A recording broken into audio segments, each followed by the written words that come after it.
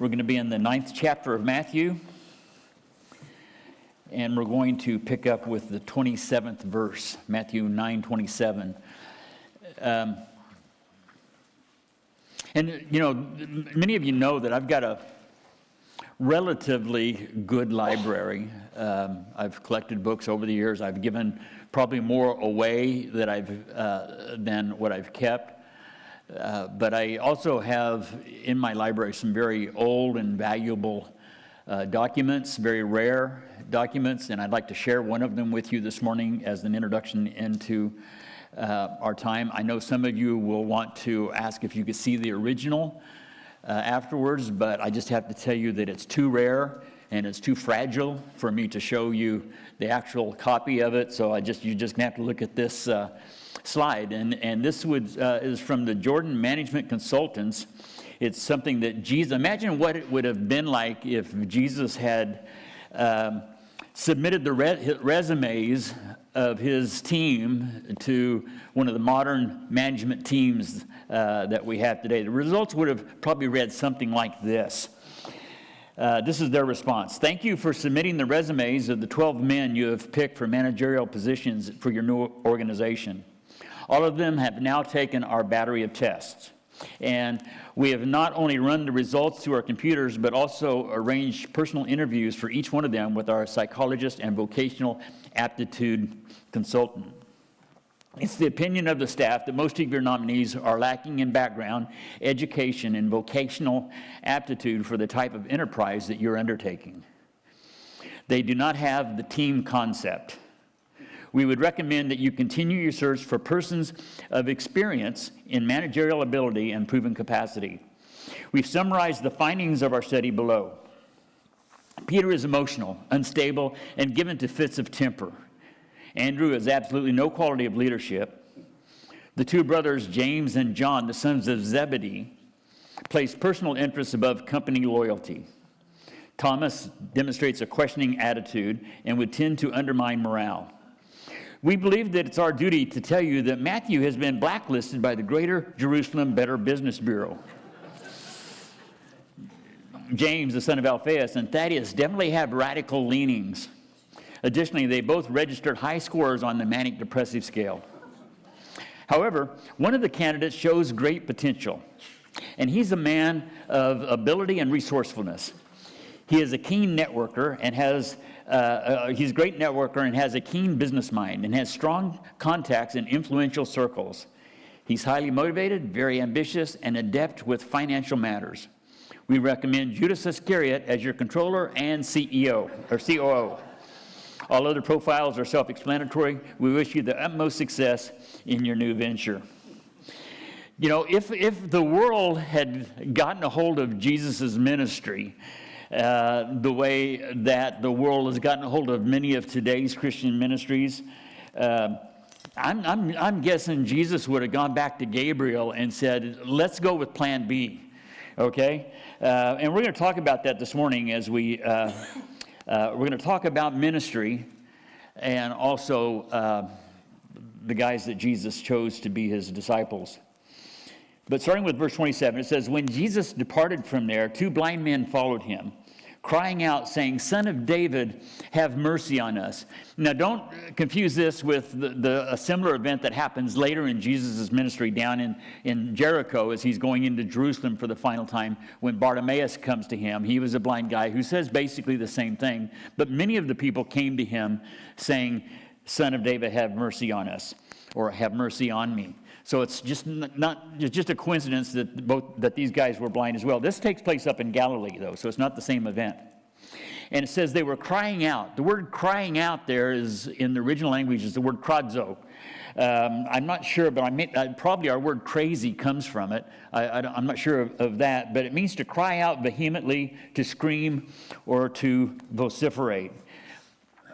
It's also in the present active participle, which means literally, a very literal rendering of them crying out would be this: to be crying out in a loud guttural expression and continue to cry out with that same voice.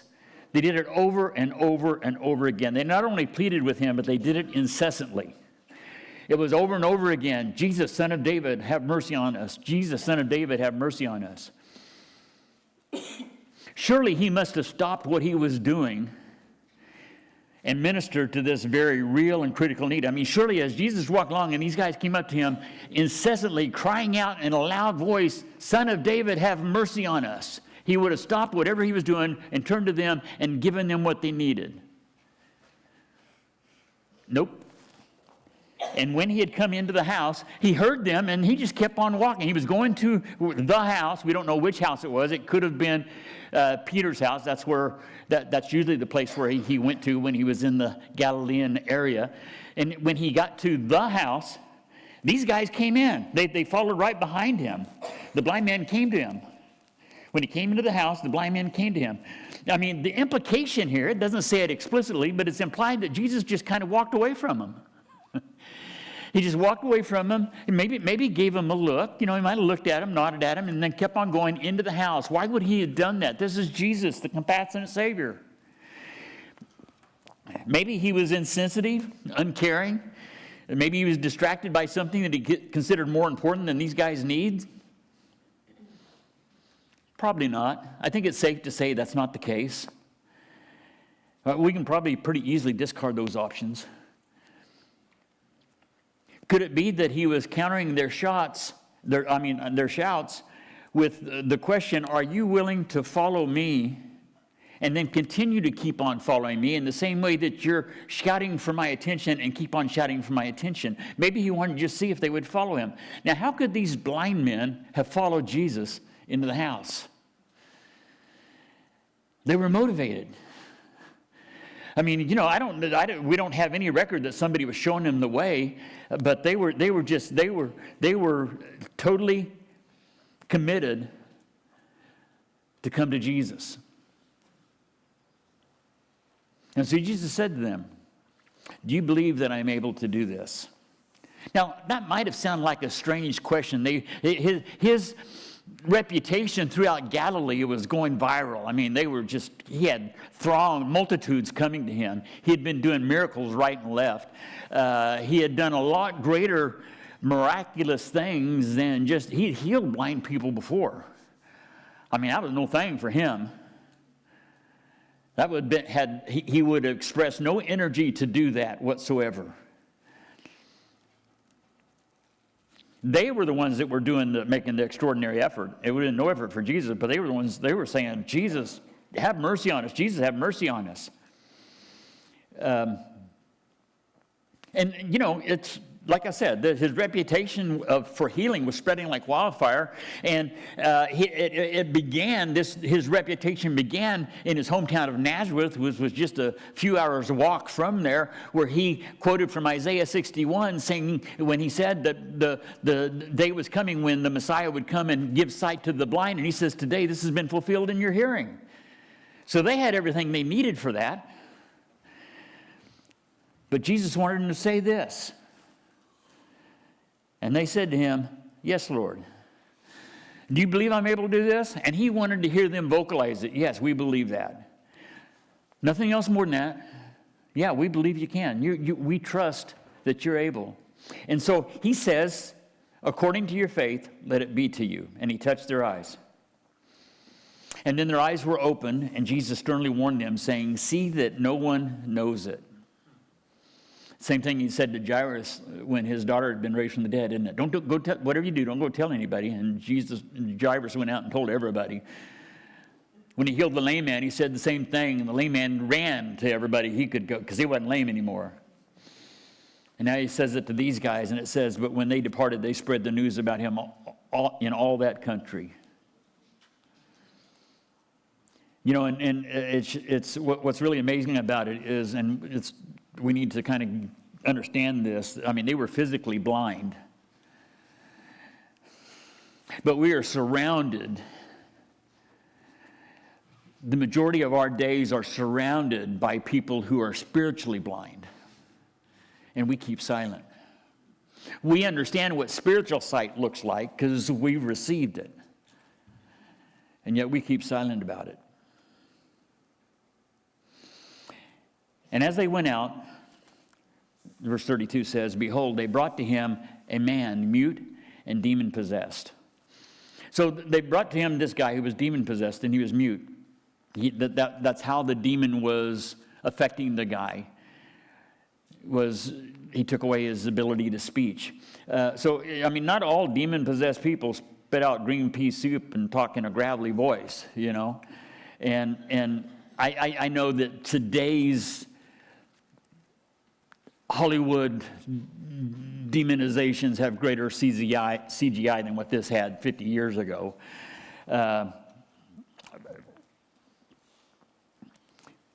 This one in our text just didn't speak. That was it.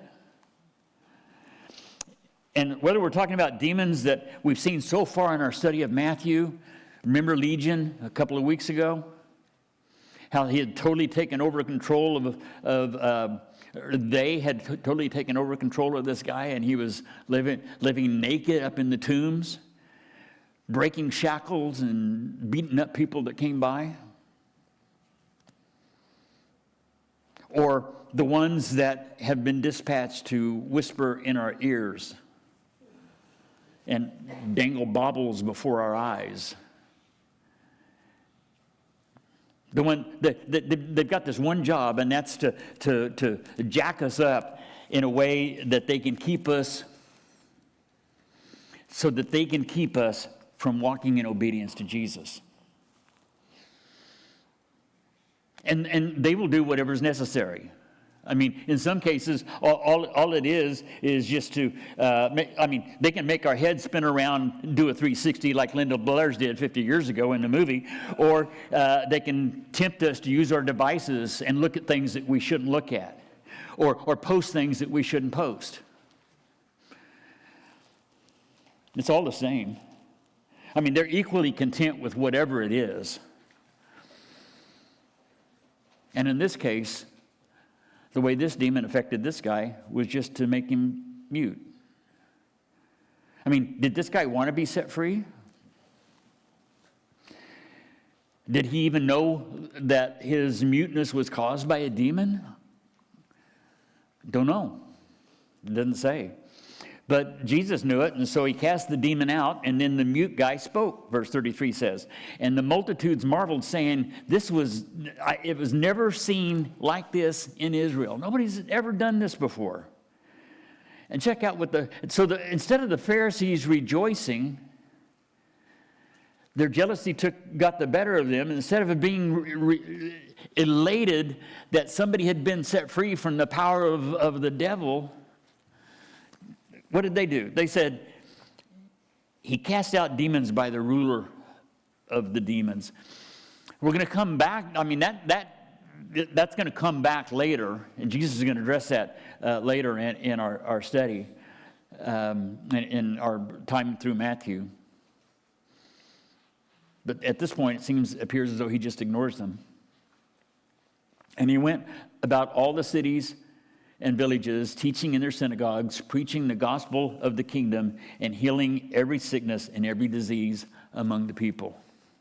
So he goes all the way around the Galilee area, all over that area around the Sea of Galilee and the surrounding villages, and he was going into all of the synagogues. It says that he was teaching, and that's the original language is the word didasko, and it means to teach or to instruct.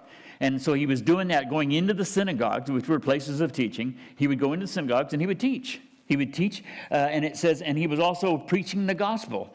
And that's the word caruso, which means to proclaim something or to make known something. There's a certain amount of overlap between the two terms. Obviously, there can be, but they are very distinct. Most of you have probably heard me explain it at some point where preaching is telling you what to do and teaching is telling you how to do it. And the two are needed. The two of them go hand in hand. But let's look at what Jesus' method was. First of all, he went into the synagogues and he taught.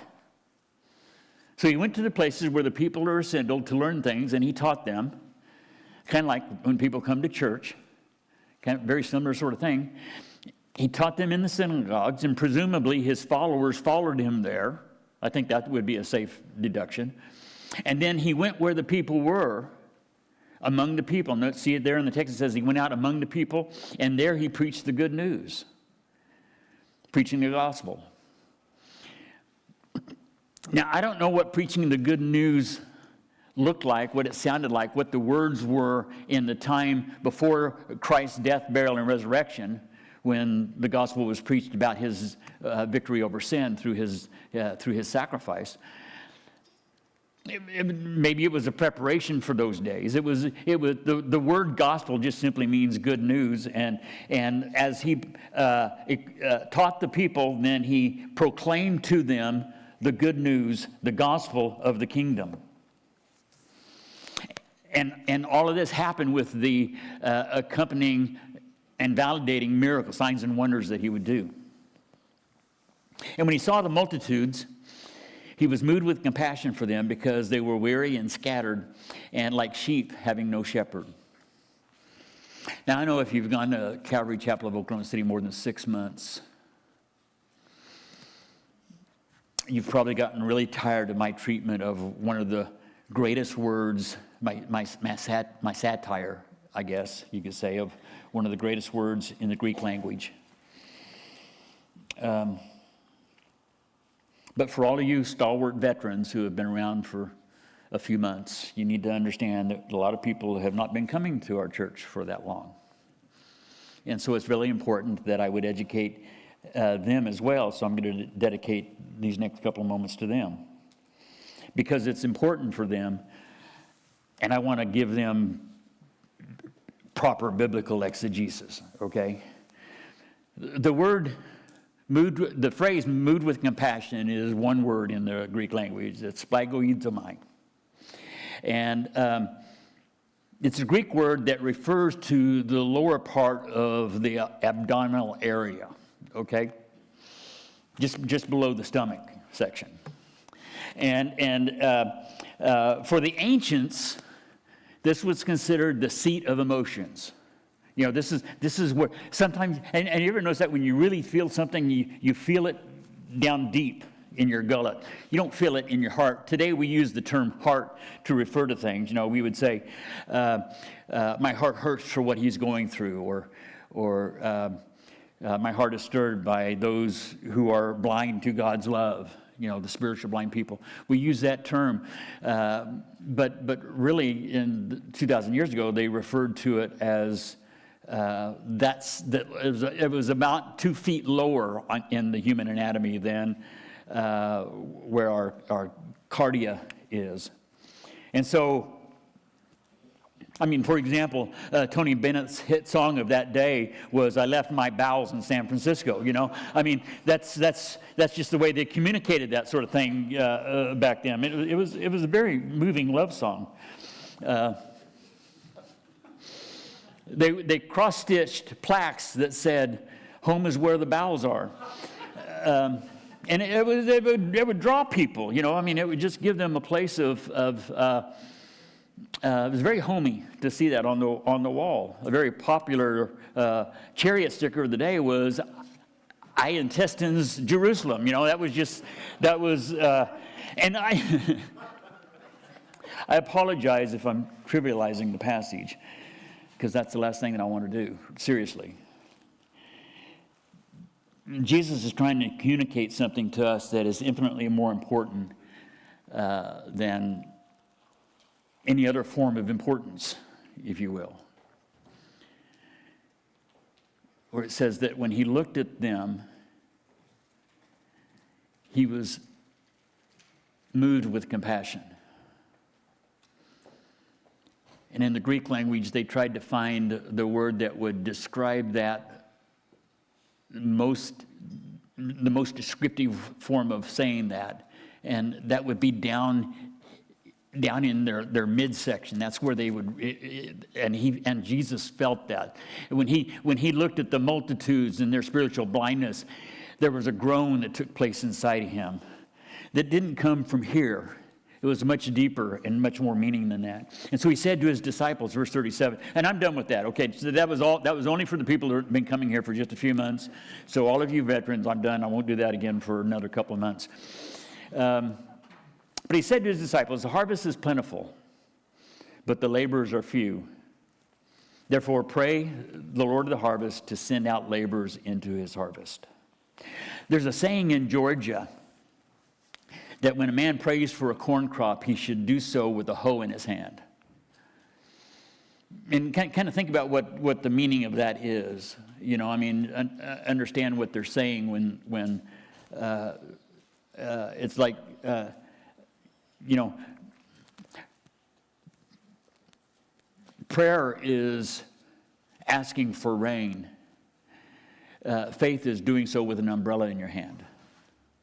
You know, it's that kind of a, not that we're going to presume upon how God is going to do something, but we're going to take that prayer of faith and put that faith into some kind of action, is the understanding. Faith that is not demonstrated is not faith. Martin Luther, he described it this way. He said, faith is a living, busy, active, powerful thing. It's impossible for it not to do us good continually. It never asks whether good works are to be done, but has done them before there's even time to ask the question. And it is always doing. That's what faith is. Many years ago, I had the opportunity to do a ride-along with one of the patrol officers, police officers in our congregation. He was part of this weekend thing where they go out on Friday and Saturday nights, and it was a federal-funded program where they would up the amount of patrols that they had going in the higher crime areas of Oklahoma City. And as we were riding around, and there was everything from he stopped to play basketball in one of the housing apartments to play basketball with some of the kids to having high-speed chases. I mean, it was a very eventful night. And I remember commenting to him at that time. I said, it's been over 50 years ago now, but I said over 30 years ago, I lived in neighborhoods just like this and didn't think anything of it. It's just where I lived. And I was surrounded by all of that, but it was just life. I didn't think anything about it. But what really stirred me that night as I was looking at it 30 years after the fact, and like I said, now it's 50 years after the fact, is that I lived in neighborhoods like that. And I know that, and I still don't think anything about it. You know, my heart wasn't moved with compassion. I wasn't stirred by the needs of that community. It was more like, yeah, well, that's just where those people live. I live in a different place. And I don't think that's the heart of Jesus. David Elton Trueblood said this. He said, evangelism is not a professional job for a few trained men, but it instead is the unrelenting responsibility of every person who belongs to the company of Jesus. And what he's saying is that we should all be, okay, here, this is our training center. This is the place where we teach and preach. You know, we learn what we're supposed to do, and then we learn how to do it. And then we go from here and put it into practice. Whether it's in our neighborhood, that's needed, or somebody else's neighborhood, that could be even more needed. You know, today there's a lot of emphasis on generational distinctions. You know, we've got, we got the alphas. Of course, that's the new generation that's just coming up. Anybody that's been born from 2013 or on. Before them, they got the Gen Zers from 1997 to 2012. Before them, we have the millennials. This is going the wrong direction. Okay, so we got the silent generation from 1928 to 1945. There's a few of those still alive. Then we got can I hear it for the boomers? Yeah, from 1946 to 1964. I'm not going to tell you where in that spectrum I was born. Then the Xers from 65 to 80. Yeah, okay. The millennials from 1981 to 96. No cheers for them. Okay, all right. Gen Zers from 97 to 2012. Yeah, Bernie, right. No, that wasn't Bernie. That was Bernie's granddaughter. No, that was you. That was you. Oh, I never heard you yell about anything before. And then lastly, we have the alphas, which they're all in class right now. But what I would suggest is we do away with that. There's one generation. That's us. Those who are alive today are one generation, and we have this calling to take what we have been taught and put into practice what we know we need to do, because there's a world that is dying physically and spiritually without what we got. Okay? Now, Matthew is not chronological. I think I've referenced that a time or two since we've been in the study, but it's important for us to understand that it's not given to us in he's arranging it more thematically. And chapter 10, we'll just get a running start into chapter 10, but chapter 10 is put right after these closing verses of chapter 9 that we just covered. The last two verses of chapter 9. Chapter 10 is the answer to that. And so it says in verse 1 of chapter 10, and when he had called the 12 disciples to him, he gave them power over unclean spirits to cast them out and to heal all kinds of sickness and all kinds of disease. Not just simply leg lengthening, like you see in a lot of the healing crusades today. I remember many years ago I was in a pretty bad car accident, and my right tibia and fibula were pretty much shattered. I mean, it wasn't just broken, but the bone was just there was about this much of both of the bones missing, and they were both sticking out, and it was just pretty gruesome. But the way they fixed it is they lined it up, and then they put this external fixator on there. Maybe some of you are familiar with that, kind of old tech. But they put that on there as like a system of U-joints and screws and bolts and stuff with a couple of lag bolts going into my knee and a couple of lag bolts going into my ankle. And it just lined the bones up like this so that they could grow back together. And when I was in, the surgeon was coming through doing the follow-up the day afterwards, and he had an assistant with him.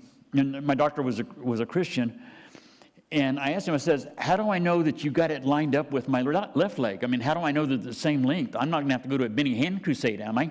And he kind of laughed. He goes, no. He said, no, we used a ruler. We measured it. And they got it pretty much. If you see me walking in circles sometimes, that's why. I mean, they did a pretty good job on it. But maybe they didn't quite get it all.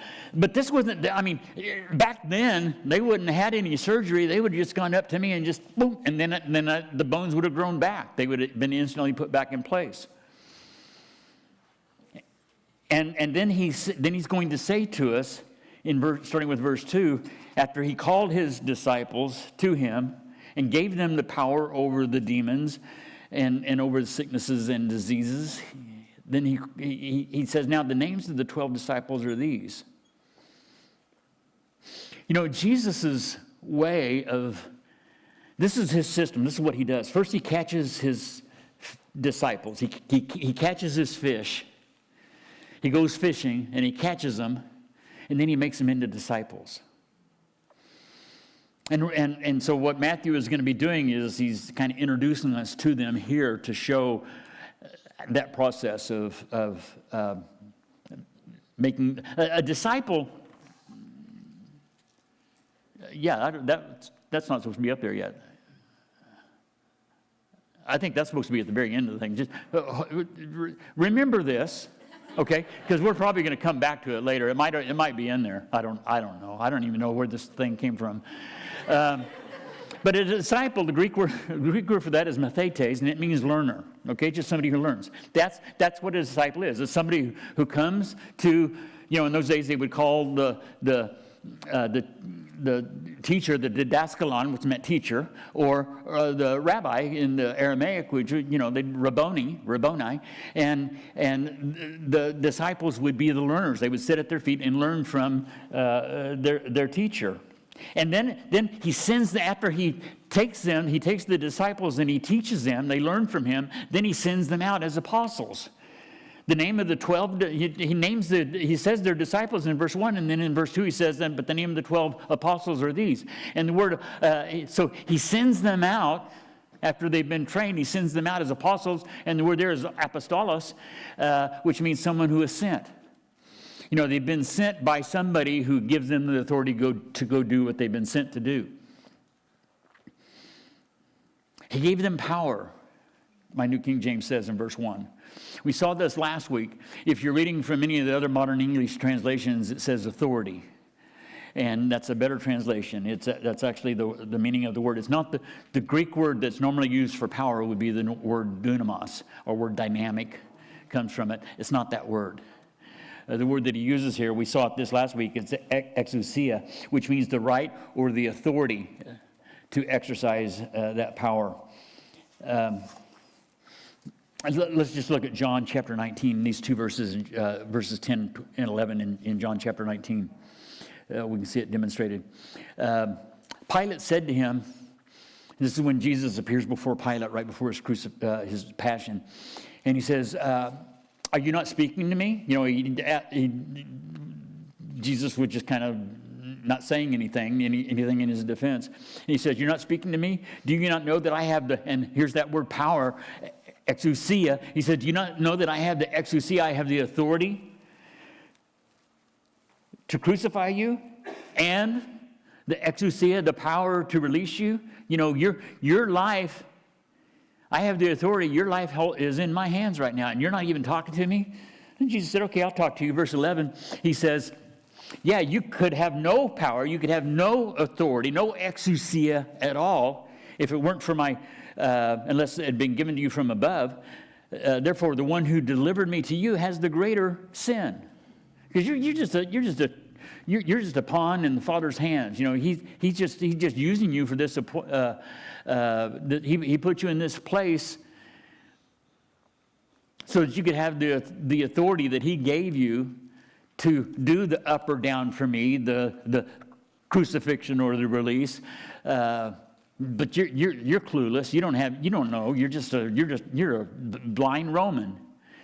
But the one who delivered me over to you, he's got a greater sin because he knew what he was doing. He knew who I was, and he's the one that came against me. And so Jesus has called us to be his disciples, to be his learners, to be trained and equipped, to be taught by him, and then sent out to be given the authority that we have. Not apostles, not having the apostolic authority like the 12 did in the first century. I don't even think I'm going there. But be apostles. Not apostles, but be apostles. We are sent by him to go and to complete the missions that he's given to us. It's not that we have authority. He gives us the authority to go do what he said to do, that we've been trained to do. To go out and spread the gospel. To go out to be his hands and feet and arms and legs and mouth and ears to a broken world. Oswald Chambers said it this way. He wrote the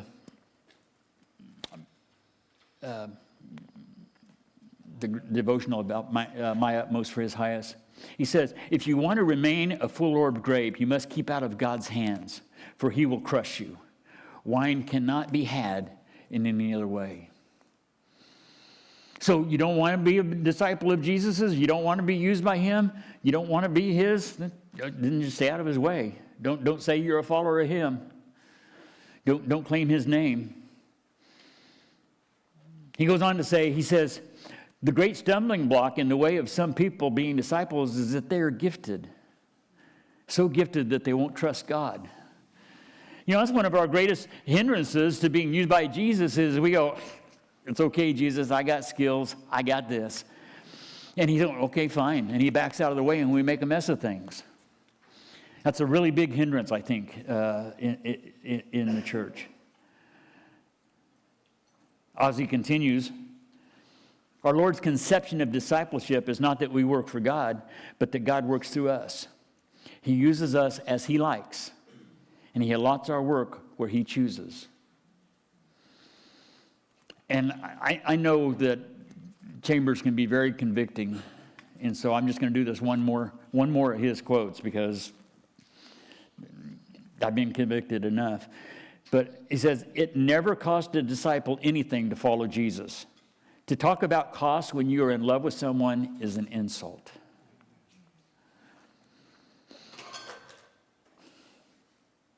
You know, when we say take up your cross and follow Jesus,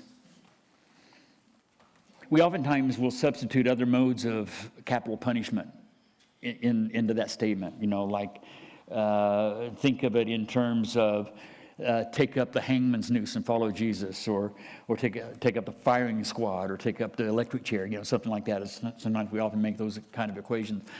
But capital punishment in the modern world, you know, has evolved went from electric chairs to gas chambers, and then they found that those oftentimes didn't work, and the people suffered somewhat, and so then they started doing the injections, and now everybody's in a quandary because those don't always work. And our modes of capital punishment have kind of evolved into trying to make it as the most, what we would consider humane form of capital punishment possible. That wasn't crucifixion. You know, that was the last thing the Romans wanted to do, was be humane. When they crucified somebody, they did it in a way that would make it as excruciating as possible, make it last as long as they possibly could. They wanted the people to suffer because they wanted those that saw the crucified people to get a clue. And so when we talk about taking up our cross and following Jesus, when Jesus talks about taking up our cross and following him, he means we take our hands off of us.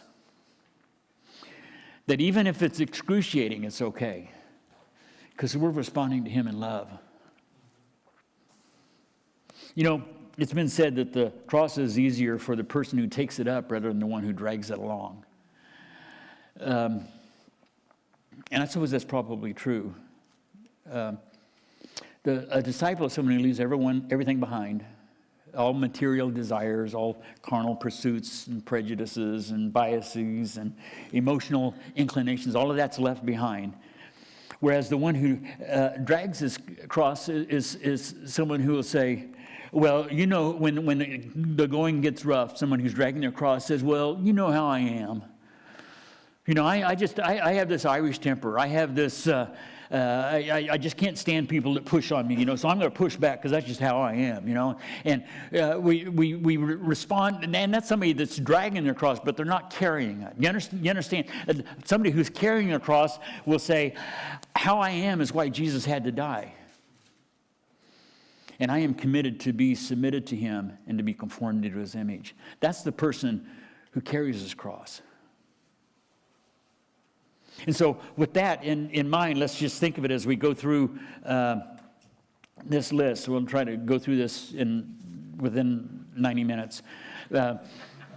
First Simon, this is in verse 2. First Simon, who is called Peter, Andrew his brother, James the son of Zebedee, and John his brother, Philip and Bartholomew, Thomas and Matthew the tax collector, James the son of Alphaeus. So you see there's two Jameses. Lebbaeus, whose surname is Thaddeus. Simon the Canaanite, and Judas Iscariot, who also betrayed him. Now here's a chart of, we see the disciples listed in all three of the synoptic gospels. John doesn't list them. He mentions them in the context of whatever John's talking about. We see them all mentioned, but there's not a list of them like we have here. There's also a list in the book of Acts when they all gather together in the upper room to find a replacement for Judas, and they nominate Matthias. But it's not really kind of given as a list. It's just a list of the guys that were there. And then they were the disciples. But here are how the three Gospels will list them in the order that they have. There are a few minor differences. Bartholomew, if you look down at the number 6 guy, he's also called Nathaniel in John's Gospel, so that's Bartholomew. Look at number 10, Lebbaeus, as we see here in the text. He's also called Thaddeus in Mark also. And he's also called the other Judas. You can see that because they wanted to make a distinction between him and the Judas that we all know and do not love. But in John's Gospel, it says that he was the son of James of Alphaeus. He's Judas, the son of James, who was James, the son of Alphaeus. That we're told that in John. Simon the Canaanite, given to us in Matthew and Mark, is called Simon the Zealot in Luke's Gospel. And the word, it's not we think of the Old Testament Canaanites, that's not the same word. This is the Greek word. Notice there's only one A between the ends here instead of two that you have in the land of Canaan. This is actually comes from the Aramaic word that means a zealot. So it's just Matthew and Mark are giving us an Aramaic word where Luke is primarily a Gentile audience, so he uses the Greek word. And a zealot was somebody who had taken a vow to kill all Romans at every opportunity. Anybody that sympathized, if you had a Jewish guy that sympathized with the Romans, they would also sworn to kill them. Somebody like Matthew, who had been a tax collector. Those who were zealots, Simon the Zealot would have taken a vow to have killed somebody like Matthew. And then also, if we notice on the list, Peter is, or Simon or Cephas, depending on the same guy, different names. He's always listed first in any of the lists of the disciples, and then you see Judas is always listed last. Now, you could not find a more ragtag, dysfunctional bunch of losers than this. Except Luke chapter 6 tells us that Jesus spent the entire night praying to the Father before he chose these 12 guys, wanting the Father's guidance in doing it. I mean, I think who he would have guessed if he hadn't prayed all night. Think of who he'd have picked. But he was guided by the Father to pick these guys, these dysfunctional loser guys, the last people you would pick. He was guided by the Father to choose them because the Father didn't see them as who they were then. He saw them as who they would become later. And so Jesus took these guys, made them learners, disciples, and then he sent them out. They went from learners to those who were sent out, from disciples to being apostles. Andrew Murray, I hope this comes up. Nope. Never mind. Let me just do Andrew Murray's quote then, because that's probably going to come at the end also. During the life of Jesus on earth, the word he chiefly used when speaking of the relations of his disciples to himself was "follow me." When about to leave for heaven, he gave them a new word, which is the more intimate and spiritual union with himself in glory, how it should be expressed. And that chosen word, instead of saying "follow me," that chosen word that he gave at the end was "abide in me," because they had followed him. So I'm going to close with this, what's known as the parable of the fishless fisherman.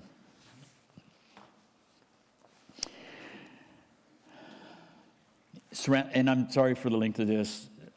I know you all are getting hungry, especially as we're going to be talking about eating fish here. But Parable of the fishless fishermen. They were surrounded by streams and lakes full of hungry fish. They met regularly to discuss the call to fish, the abundance of fish, and the thrill of catching fish. And they got all excited about fishing. Someone suggested that they needed a philosophy of fishing, so they carefully defined and redefined fishing and the purpose of fishing. They developed fishing strategies and tactics. Then they realized that they had been going at it backwards.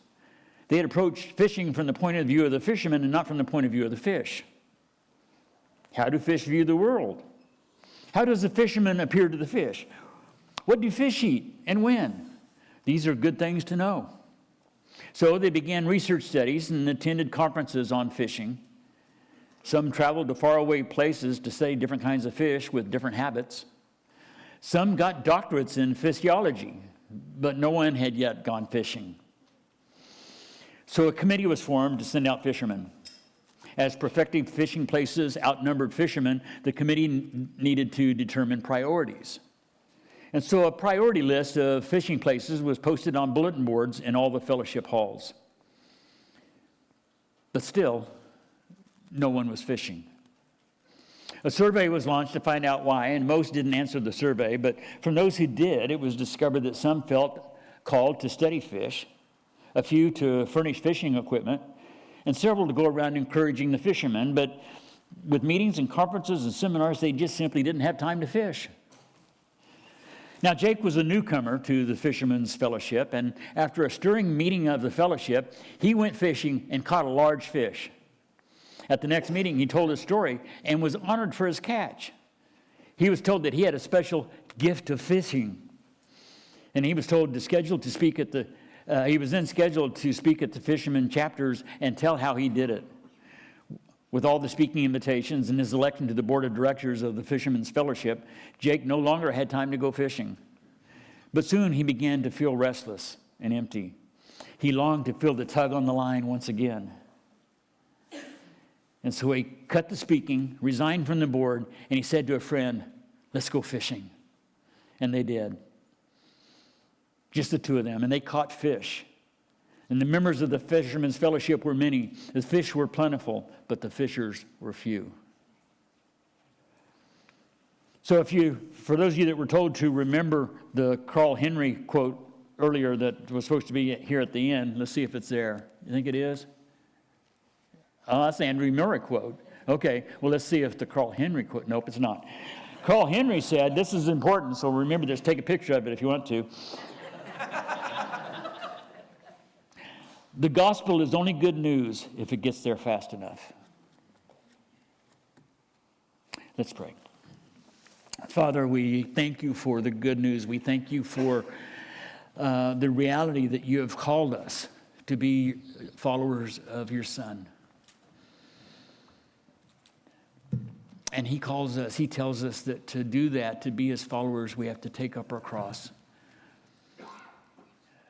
which would be the instrument of death. And so we have to die to ourselves. We have to realize that it's no longer about us, about what we want, about how we feel, but it's to be in complete surrender to your will, that your Spirit can guide and direct us and teach us your ways. And then once we've been taught, he wants to send us out. And some of us, and I say that in the first person plural because I'm one of them, some of us have been taught an awful lot. And it's really time for us to be sent. So send us, Lord, we pray. In Jesus' name, amen.